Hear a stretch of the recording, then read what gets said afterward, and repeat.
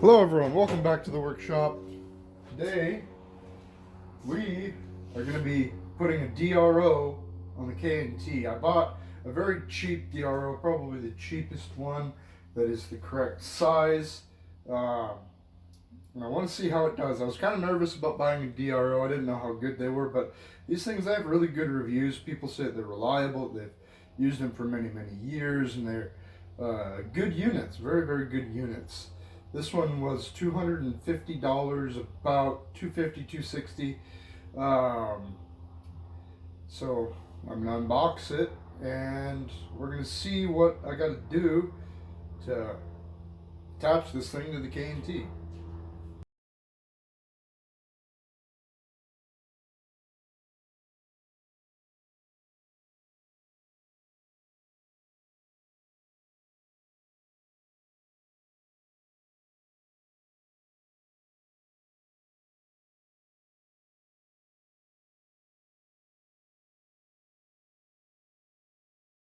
This is everything that came with the DRO.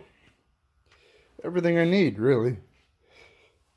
There's the head unit that actually displays all the information. There's a whole bunch of functions. I was just looking through the manual a little bit. There's a lot you can do with this. There is a mounting bracket for the head unit. Of course, the 3 scales. I could have gotten a 2-axis, but I wanted a 3 because it's a horizontal mill, and you know, you want 3 axes. There's no quill. These seem to be fairly well made. This cable, I like the feel of it. It's very flexible but very tough. I accidentally stepped on it and I weigh quite a bit, and it didn't do any damage or anything. Now, I'll admit 100% that I'm not a huge fan of having a bunch of cables running around my mill, but it's a necessary evil. This thing is going to be so useful, so nice to use. And also there's a bunch of holes drilled in the casting for stuff like this, for wiring and things like that. So it is what it is. So what I'm going to do now is look up what exactly I need to do to get these guys mounted to the mill. How exactly I'm going to do that. Alright, so to mount DRO, the Z-axis at least, my plan currently is using the T-slot that you normally use for your production dogs to mount the reading head. I never use that slot. I don't use it for the Y-axis at least. And to hold on to the other 2 ends, I'm going to make a plate that drills and taps. I'm going to drill and tap into here and make a plate that goes from here to the bolt. Super easy. And then the other side is going to be even easier because I have a machine surface right here that I can drill and tap directly and just put a bunch of washers in between the 2. So that's the current plan. I'm going to get this leveled. I'm going to do all that off camera just because I don't think you guys need to watch me do that. There's no real point in it. It's just typical DRO stuff. So I'll get it done. So I was able to get the Y-axis installed. Just a plate. I did have to drill into the K&T, which I don't really like doing, but for the middle I was able to use the production T-slot. Over here I have a plate that was supplied. I cut it up. It was an angle iron, chunk of dog leg angle iron. I cut off the leg, bolted it to the side of the K&T. Those other holes on there are going to be used to mount the Z-axis reader head. Under there I used one of their supplied brackets. I drilled a hole in it and just attached it like normal. And then over here I had to drill into the side of that, which I'm not a fan of because there's a lot of very important gears in there. But what can you do? I didn't have any other options really, and I used the chunk of dog leg, or the chunk of angle iron that I cut off to make a bracket to go between the 2. And I sat there and kind of shimmed them and got it so that it's straight and level and everything, and it reads fairly accurately. I just kind of hooked up the reader head sort of half-ass Well, not half-assed. It's connected. It's just not on the mill. Speaking of getting that reader head on the mill, I think I'm going to put the reader head where the coolant nozzle is coming out of. I'm going to be taking that off and doing something new with the coolant with all of my new lock line. All of the stuff in a drawer below that I'm not going to be able to get to at the moment.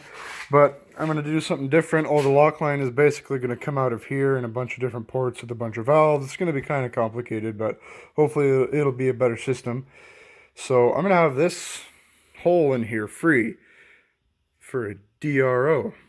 And that's where it's going to go. All right, so day 2. I spent most of my day outside cleaning things up, doing a little bit of spring cleaning, but I was able to get the Z-axis mounted. I have this guy here mounted to the T-slot. That down there also mounted to the T-slot. I did have to drill and, do a bunch of filing on that. But these are just connected straight through. The reader head is, of course, connected to there, like I said. Now I'm going to test to see if it's accurate. So I'm going to go up 1 revolution on the handle. So I set it to 0 and I zeroed out the DRO. I'm going to go 1 revolution.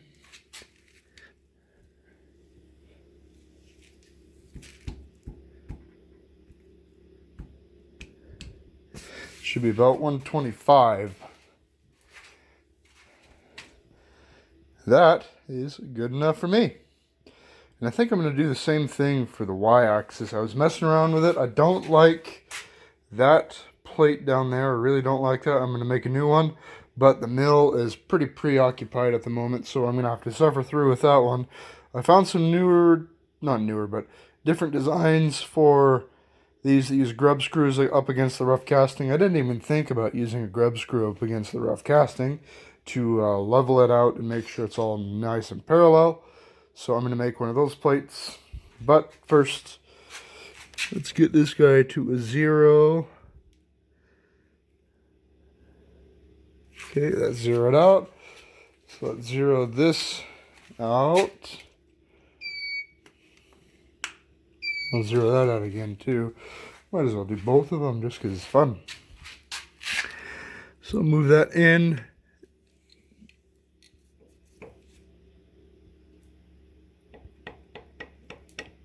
$250. Move that one up.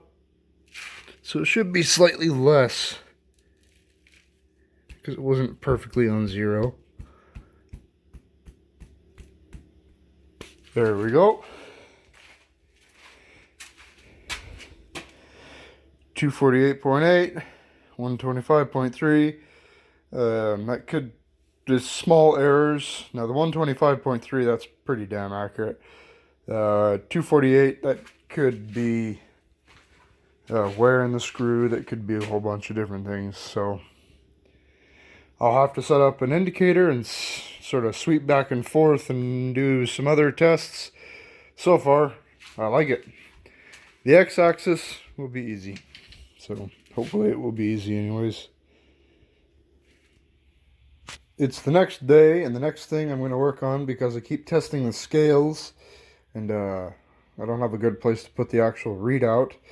The next thing I'm going to do is put the readout in its place. So I took out the tubing, and I'm just going to machine down a little stub, basically, that goes up there.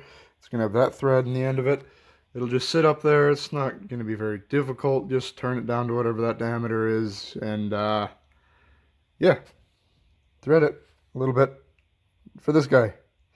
And another thing, it's Friday. I just got off. I haven't really done anything to this. Got another package of end mills, and I decided to pull out every single end mill I have, ranging from the big ones, which are 1 inch and 7/8, all the way down to the really small ones, which are like 3/32 of an inch. Little tiny guys. What's this one? 3/16. I have some that are smaller than that. like this guy, 1/8 inch. Just organizing them to see what I have. These are all, if it'll focus, these are all high speed. Those are all carbide. These here are mixed. This is all kind of mixed. It's mostly high speed. All the bigger ones are high speed. These two little ball end mills are carbide, and I have some other ball end mills. And to think, a year ago, I would have been lucky to have one or two new carbide end mills, or new end mills in general. Well, did a little bit of work while the camera was off, and I got the X-axis installed. It was the easiest axis by far. I did have a little bit of a hiccup. This bracket here, I was going to have it. You can see there's a hole here. I was going to have it over here because I couldn't mount it any further that way using both of the screws. So that guy's just held on there with a single screw. If I mounted it any further, then I really couldn't get a drill in there to drill that. I might, if it becomes an issue and it starts moving around, I'll find a different solution. But for now, that's the solution. I can't mount it out anymore because it'll run into this whenever the table's all the way over. So it should be all right. One thing I've learned, well, I already knew this. I'm not very good at cleaning as I go. That's just a myth around here. Those are all bags from the end mills. I also got the DRO mounted, the actual reader head up there on my parking attachment. I think it's a good spot for it. It's nice and handy, easy to see.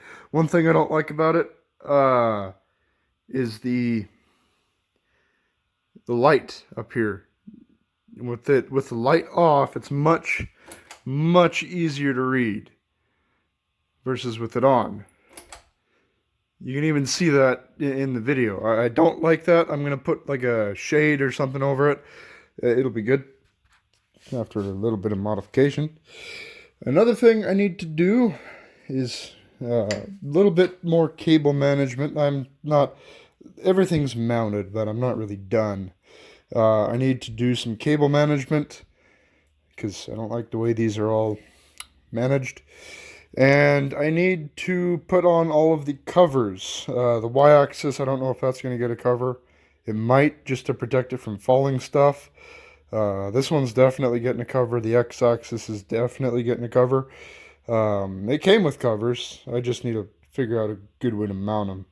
This one should be easy. I have that little stub of thread right there sticking out, so I can use that. But like the Y-axis, I don't know how I'm going to do that and make it strong enough to survive a strike. X-axis, I haven't even thought about how I'm going to do that. So, fun. So it's getting a little bit late now. Everything's installed. I put a couple of zip ties on the cables, and I'm ready to do a bit of testing. Now, I don't know the proper way to test this, so what I'm going to do is mill a couple sides of this block and do a little bit of milling on the top to judge whether or not the Z is working properly. So that's what I'm going to do to test it out. I figure that's a good practical test. If it fails that, then I know it's not going to work for what I'm doing. If it passes, then, it works. The Y-axis is definitely going to need more work. I need to make a new mounting plate for it, and I need to get some shim stock for the gib on the Y-axis. The Y-axis on this machine is a bit of a problem.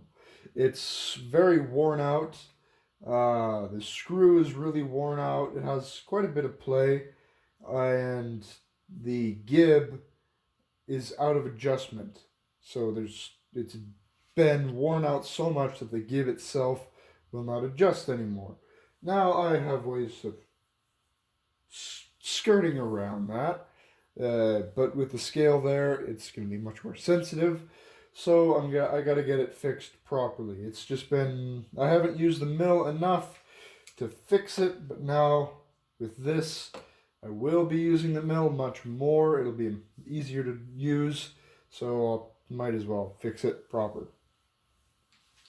So I'll start the mill up, mill a couple of sides, and see if my DRO is working properly.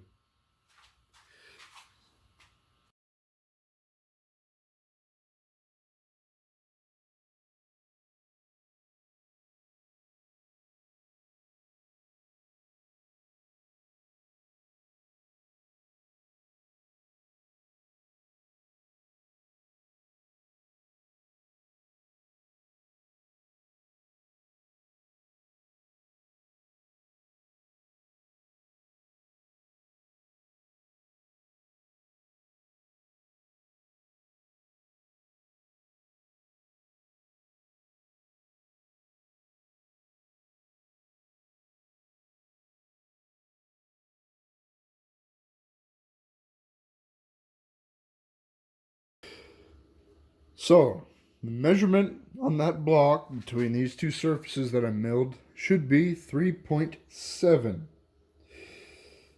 Now, the measurement I actually got on my Brown and Sharp calipers is 3.7 and some change. Now, if you look at the DRO, it moved a little bit.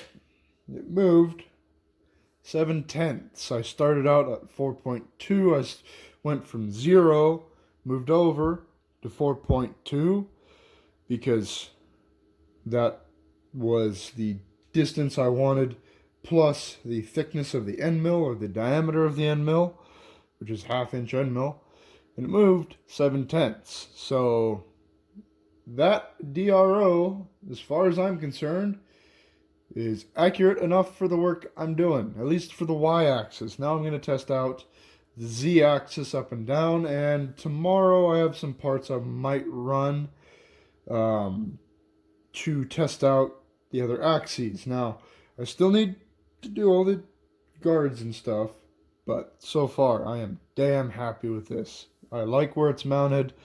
I like the accuracy. I don't like it does the jitterbug routine sometimes with the numbers. It's reads in tenths every once in a while, and I don't want it to read in tenths. I'd rather it read in 1/2 thousandths increments because then it won't sit there and flicker a whole bunch. If it's in between or it's trying to round and it has a rounding error. So I'm going to switch it over so that it reads in 1/2 thou increments, which is what I typically work in, and I think that'll be good. So now I'll set it up to do a little bit of z-axis milling. So to set up to measure the z-axis readings, what I've done is I've milled a little slot here. What I'll do is I'll basically measure off of the two edges here because the bottom surface is all rough, and if I don't measure in the exact same spot, I'm going to get a different reading, and it won't be error from the axis, from the scale. So I'm going to measure in the same spot. I'm going to go up in different increments, go from like 10 thou, 25 thou, and then 50 thou, and see if it's accurate. So at the moment, this is milled to almost exactly 675. So we'll move it up 10 thou and see if we can get it to 665. Hopefully it's pretty accurate.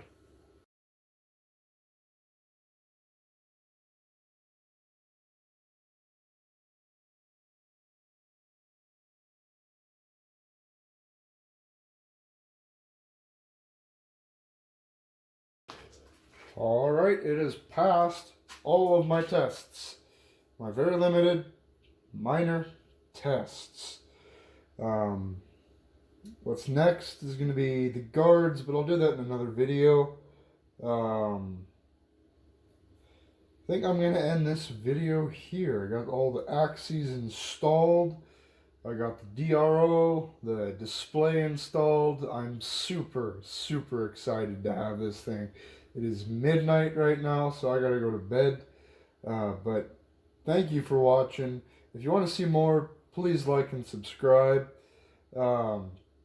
This thing is going to be an absolute game changer. Not having to worry about backlash mostly. Being able to do bolt holes super accurately, and it's going to help me so much for so many different things. For gear cutting, being able to accurately set my depths, for spline milling, for horizontal milling even, for just all sorts. It has so many functions. Keying shafts is going to be much easier. Just more complex projects will be easier because I can keep datum surfaces or datum references and just use those as I go along and make better, more accurate parts. I do need to work on the knee of the mill, of course. It's not the knee, but the y-axis. But I've needed to do that for a while, and finally this kind of kicked me in my butt a little bit, so I get working on that. So, thank you again for watching, and have a good day. One last thing before I let you guys go. How in the world do I change the tenths decimal place to read in 5/10 instead of 1/10? Because right now it reads in 1/10, and I don't know how to change that. I've tried to look it up, couldn't find it. If anyone knows on a 2-auto, 3-axis DRO how you change that, please let me know.